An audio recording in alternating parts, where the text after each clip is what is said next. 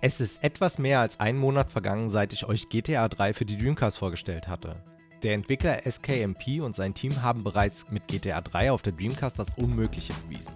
Doch es ist wirklich etwas Unglaubliches passiert, mit dem ich so schnell nicht gerechnet hätte. GTA Vice City für die Dreamcast. Falls ihr mein ausführliches Video zu GTA 3 auf der Dreamcast noch nicht gesehen habt, schaut es euch gerne an, Link in der Beschreibung. Die Entwickler haben mit dem Versuch, GTA Vice City auf die Dreamcast zu portieren, wirklich das nächste Level erreicht. Die Entwicklung zum Port ist zum Aufnahmezeitpunkt brandaktuell und entwickelt sich stündlich im Discord-Channel der Entwickler weiter. Obwohl GTA 3 für die Dreamcast noch in der Alpha steckt, hat sich der Entwickler SKMP einfach dazu entschieden, zu probieren, ob dasselbe nicht auch mit Vice City möglich ist. So postete er seinen Erfolg unter dem Dev-Channel auf seinem Discord. Das Ganze lief im Emulator vorerst nur mit 32 MB, daher auch nicht lauffähig auf Original-Hardware, da die Dreamcast nur 16 MB RAM hat. Auch waren noch recht viele Glitches vorhanden, trotz allem ein erster Erfolg. Es dauerte nicht lange und die ersten Devs sprangen ihm zur Seite, um die Glitches zu reduzieren. Und ihr werdet es nicht glauben, nicht mal eine Stunde später lief das Ganze auf Original-Hardware. Ich habe daher also den Entwickler einmal auf seinem Discord angeschrieben und ihn gefragt, ob ich mir eventuell von dieser frühen Version selbst ein Bild machen darf und vor allem Videomaterial capturen darf für euch, dass ich dieses Video erstellen kann. Also lasst uns starten, auf geht's!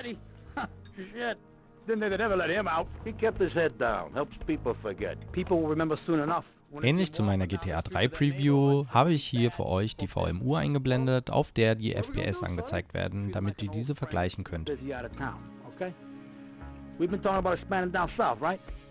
Wie ihr anhand der VMU erkennen könnt, erreichen wir hier in der Zwischensequenz sogar 30 FPS.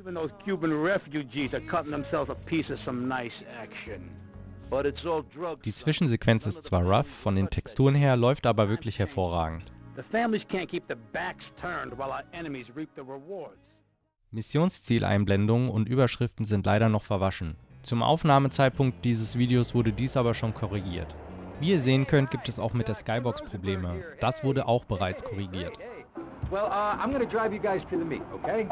Now, I've talked to the suppliers, and they are very keen to start a business relationship. So, if all goes well, we should... Allgemein ist der Ton des Spiels noch sehr übersteuert.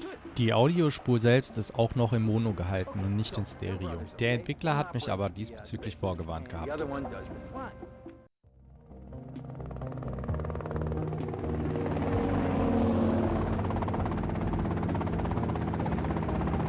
Okay, that's them in the chopper. All right, here's the deal. They want a straight exchange on open ground. All right? Okay, stay tight. Let's go.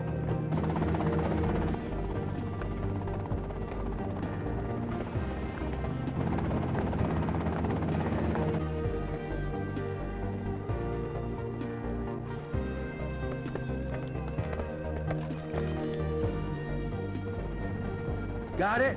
100% pure grade A Colombian, my friend. Let me see it. The greens? 10s and 20s. Used. I think we have a deal, my friend. Oh, shit! Sobald es aber in der Zwischensequenz zu etwas mehr Action kommt, sehen wir, dass die FPS runtergehen. Kommen wir also jetzt zu etwas Gameplay.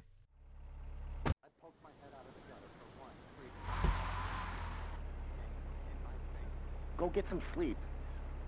What are you gonna do? I'll drop by your office tomorrow and we can start sorting this mess out.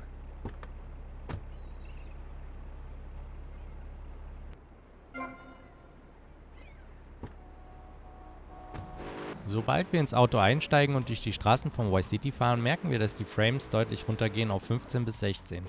Es ist trotzdem spielbar und ich habe nicht gemerkt, dass es mich irgendwie stört, dass die Frames doch so niedrig sind. Ehrlich gesagt ist es mir auch gar nicht aufgefallen. Erst als ich auf die VMU geblickt habe, habe ich gesehen, dass die Frames tatsächlich doch so niedrig sind. Ich fand es extrem gut spielbar. Im Großen und Ganzen würde ich schon sagen, dass es stabiler läuft als GTA 3 in der Version, wie ich sie getestet hatte. Natürlich abgesehen von den Texturen, die hier wirklich noch glitchy sind.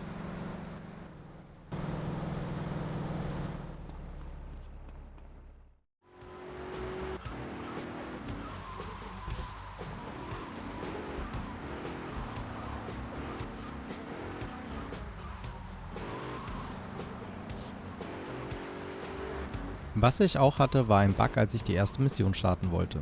Der Entwickler sagte mir, dass die Version nicht stabil läuft und ich sollte mich darauf gefasst machen. Auch soll die Version immer wieder abstürzen.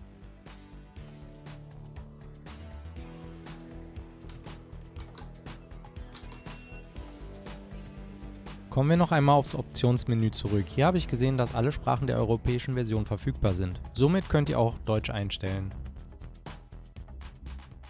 So, und jetzt seid ihr gefragt, welche Version von GTA findet ihr besser? GTA 3 oder Vice City? Welche bedeutet euch mehr? Lasst es mich in den Kommentaren wissen. Abonniert diesen Kanal, falls ihr nichts verpassen wollt. An dieser Stelle noch einmal recht herzlichen Dank an den Entwickler und das ganze Team. Bis zum nächsten Mal. Ciao!